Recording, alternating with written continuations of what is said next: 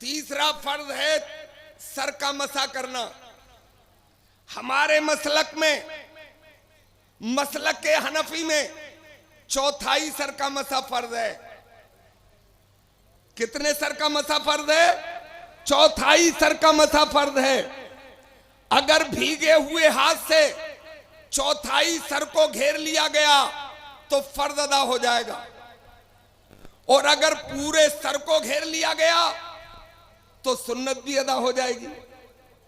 मैंने अपने बचपने में अपने पीरो मुर्शिद शहजादाए आला हजरत हुजूर मुफ्ती आजम हिंद अलैहि रहमत व रिदवान को एक बार मसा करते हुए देखा था।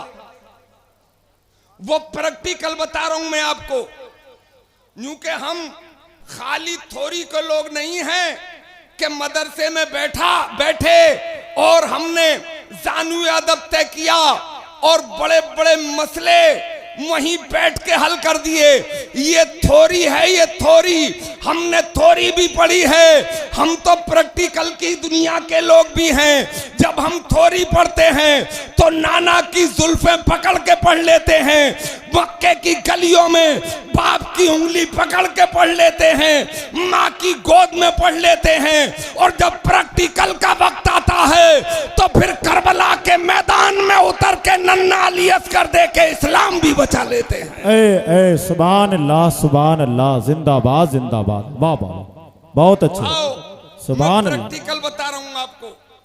ये तीनों उंगलियां मिलाइए, शहादत की उंगली छोड़िए, और ये तीनों उंगलियां मिलाकर पेशानी के बाल उमूमन जहां से उगते हैं वहां से पीछे तक ले जाइए और वापस हथेलियों को टच करते हुए लाइए।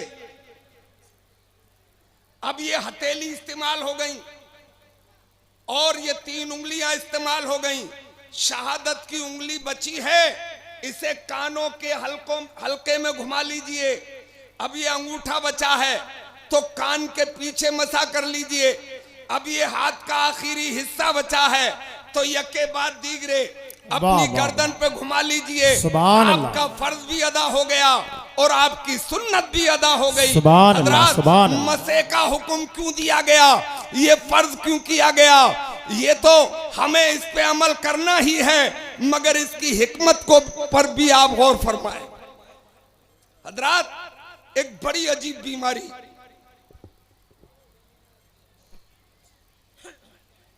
बड़े से बड़े हसीन, बड़े से बड़े खूबसूरत के हुस्न का हुक्का बुझा दे। एक साहब मुझसे कह रहे थे, मेरा लड़का देखा है आपने? मैंने कहा देखा है। बोले यार इसके लिए लड़की तलाश रहा हूं, जोड़ा मिल ही नहीं पा रहा। मैंने कहा क्या हुआ? बोले इसके नैनो नक्शे वाली लड़की मिल ही नहीं रही है, बहुत हसीन, निहायती खूबसूरत हो वजीह, मगर कुछ दिन बाद उसे घेंगे की बीमारी हो गई, गला फूलने की बीमारी हो गई, बुझ गया हुस्न का हुक्का।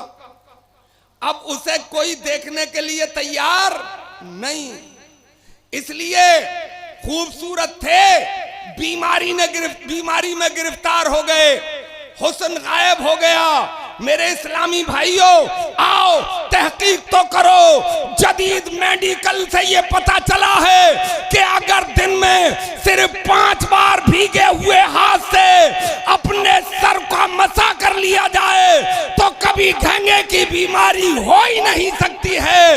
ये वुजू है जो मैं आपको बता रहा हूं। सुभान अल्लाह, वाह वाह वाह, सुभान अल्लाह, जिंदाबाद जिंदाबाद, वाह, बहुत अच्छे। एक कान के पीछे नस है जो निहायत कीमती नस है। ये बॉडी इसका खालिक अल्लाह है? इसे अल्लाह ने पैदा किया है। ये इंजन किसी फैक्ट्री का बना हुआ इंजन नहीं है जिसकी मुद्दत मुद्दत सिर्फ 16 साल हो, ये तो परवरदिगार आलम ने तखलीक फरमाया है। अगर 1000 साल भी ये जिस्म रहता है और गुलामी मुस्तफा में जिंदगी गुजरती है तो इसका एक पार्ट भी नाकामयाब नहीं होता है। वाह वाह, सुभान अल्लाह, जिंदाबाद जिंदाबाद, सुभान अल्लाह। इसका खालिक हमारा परवरदिगार है ना? बहुत अच्छे, वाह और वाह। उसकी कुदरत का कोई किनारा, उसकी कुदरत का कोई ठिकाना। एक मिसाल दूं मैं आपको, दुनिया में जितनी वुमेन्स हैं मादा, और उनमें की जितनी बच्चे जनती हैं यानी दूध पिलाती हैं, उनमें अल्लाह ने एक सॉफ्टवेयर रखा है। वो सॉफ्टवेयर जब तक वो दूध पिलाने के लायक नहीं होती तो 2 काम करता है। वो कुछ भी खाती हो, chicken, mutton, fruit, biryani, korma, कुछ भी खाए तो 2 चीज बनती हैं। एक तरफ फजला बनता है, एक तरफ खून बनता है, और जैसे ही वो औरत प्रेग्नेंट होती है, बच्चा जनने के लायक होती है, तो अल्लाह ताला उसी सॉफ्टवेयर को डेवलप कर देता है। अब वो 3 काम करने लगता है। एक तरफ फजला बनाता है, दूसरी तरफ खून बनाता है, और इन्हीं दोनों के दरमियान से दूध जैसी ग़िज़ा भी पैदा करता है। ए सुभान अल्लाह, नारे तकबीर, नारे रिसालत, उलमाए अहले सुन्नत, सुभान अल्लाह, सुभान अल्लाह, वाह वाह। नसे कान के पीछे एक बीमारी है, आदमी कोमे में चला जाता है जी, है ना? सकते में जितनी वेंस हैं बॉडी की, हरकत खत्म कर देती हैं, मगर ये कान के पीछे की नस हरकत में रहती है, और इसे हाज़िक हकीम ही समझ पाता है। कोई काबिल तरीन एमडी ही इसको महसूस कर पाता है। गुजरे हुए जमाने में न जाने कितने लोग इस बीमारी में जिंदा दफना दिए गए, पता ही नहीं चला लोगों को। हमारे यहां खुद की बात है, उनके देखने वाले अभी 1-2 लोग मौजूद हैं। इस बीमारी में काजी साहब थे दफनाइए लोग, तीजा पढ़ रहे थे, काजी साहब तीजे वाले दिन मैं कफन के मस्जिद में आ गए और लोग तो उन्हें देखा और मैदान छोड़ के भाग गए। 20 साल जिंदा रहे, 20 साल रहे फिर वो इस दुनिया में, मगर बोले कुछ नहीं। जब भी किसी ने सवाल कब्र के बारे में किया तो जवाब यही दिया कि सब हक है और सब सच है ना? तो वो सकते का आदमी बीमार हो जाता है, अब तो आईसीयू में डाल देते हैं, ऑक्सीजन लगा देते हैं और पंपिंग करते रहते हैं। और अगर आदमी मर भी जाए तो ये जालिम डॉक्टर डाकू मरे हुए पे भी बिल बनाते रहते हैं। सही बात है ना? बिल बनाते रहते हैं। चलो उनकी ज्यादा मजम्मत नहीं करना है, खास बात बताना है कि जब आदमी सकते का बीमार हो तो अब इस पे गौर कीजिए। ये जो कान के पीछे की नस है, इसका एक बहुत ही कामयाब वर्क है। जब आदमी का खून गाढ़ा हो जाता है